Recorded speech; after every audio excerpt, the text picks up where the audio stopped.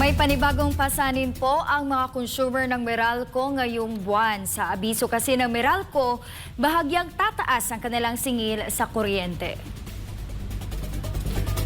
Sinabi ni Meralco spokesperson Joe Zaldariaga, nasa 15 sentimos ang magiging dagdag singil sa kada kilowatt hour na konsumo.